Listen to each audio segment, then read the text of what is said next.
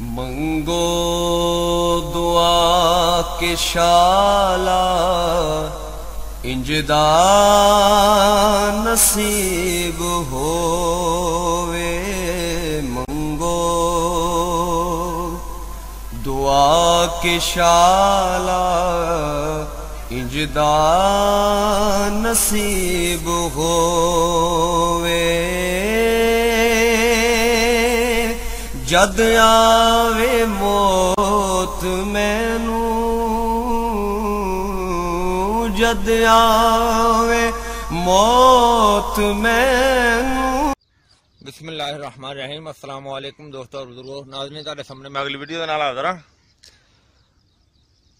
तुसीं देख रहे हो कि एक बेर दा दरख्त है जिन्हों मुख्तलिफ ज़बानां दे विच होर भी नाम तो पुकारा जाता है। वो तुहानूं मैं वीडियो दे एंड ते या वीडियो के शुरू ते सारा लिख के दिखा देंगा। और यह पिंड थां दा बड़ा जबरदस्त माहौल है। तुसीं देख रहे हो कि बेर दे उत्ते फल जिहड़ा ने, दरख्त का नाम ही बेर है। जिहड़ा फल है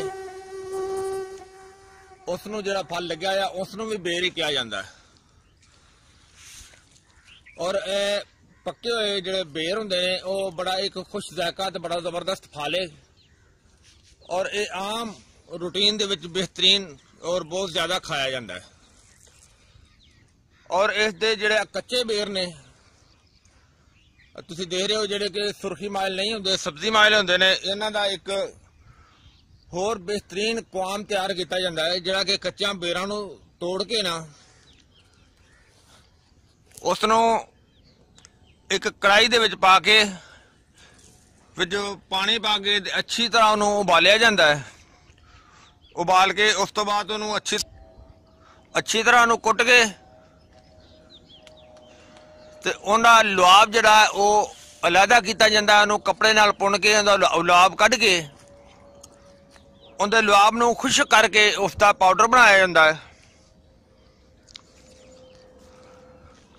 और वो पाउडर जिहड़ा है वो बेहतरीन मसाने वास्ते जबरदस्त चीज़ है कि हालांकि देखो ये बेर ते आम खान वाली चीज़ है, लेकिन इस चीज़ नूं बहुत घट जिहड़ा ना वो नोट किया जाता है। यानी कि इस चीज़ की इन्फॉर्मेशन जिहड़ी ना वो बहुत घट मिलती है, क्योंकि देखण नूं इसनूं आम चीज़ ही समझा जाता, लेकिन ये आम चीज़ नहीं है, बहुत बेहतर चीज़ है और बहुत जबरदस्त ताकत देने वाली चीज़ है और बहुत ज़्यादा फायदेमंद चीज़ है। और जिहड़ा वो क्वाम कढ़िया जाता है, अगर उसनूं खुश्क करके उसका पाउडर बनाया जाता है।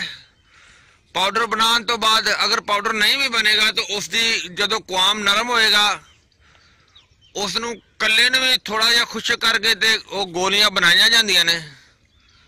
यानी कि ये मटर दे दाने जिन्नी गोली बनाई जाती है। अगर वो कली गोली भी इस्तेमाल दूध नाल की जाए तो वो बहुत बेहतर चीज़ है। अगर इस तो इलावा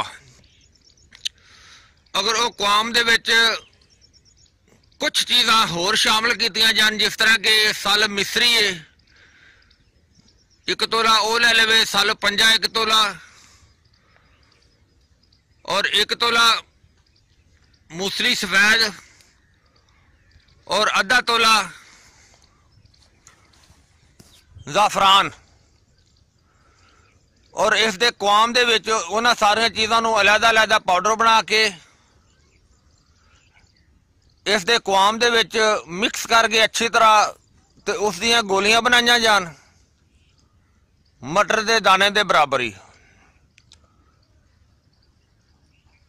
अगर वो गोलियां सुबह शाम निहार मुँह दुध नाल इस्तेमाल कीतियां जान तो वह बेहतरीन मसाने की ताकत वास्ते भी जबरदस्त चीज़ है और वो जरियान वास्ते भी बड़ी अच्छी चीज़ है। यानी कि मसाने नूं ताकत देने वाली बहुत आला चीज़ बन जाती है और वो हर उम्र दे विच इस्तेमाल की जा सकती है। यानी कि बुढ़ापे विच भी इस्तेमाल की जा सकती है, जवानी च भी इस्तेमाल की जा सकती है और उस तो पहले लड़कपन दे विच भी इस्तेमाल की जा सकती है। ये बड़ा बेहतरीन ते बहुत ही आला किस्म का जोज है।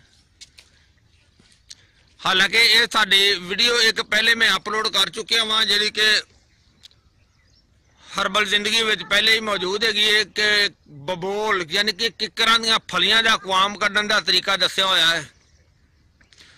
इस तरह ही शरीन दी फलियां दा कवाम कड्ढण दा तरीका भी दस्सिया होया है।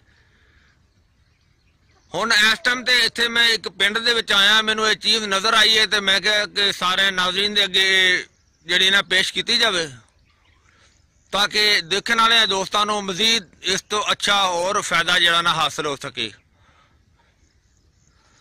मैनूं उम्मीद है कि इंशाअल्लाह ये तुहानूं वीडियो अच्छी लगी होगी। इहनूं तुसीं लाइक करियो, शेयर करियो, सबसक्राइब करना बिल्कुल नहीं भुलना। अगली वीडियो ना फिर मिलांगे। इजाजत, अल्लाह हाफिज़, अस्सलाम वालेकुम वरहमतुल्लाहि वबरकातुहू। गए बतेरे सरकार नो कमांगे, गम हो गए बतेरे सरकार नो कमांगे। दर्दा दर्दा दर्दा ने पाए घेरे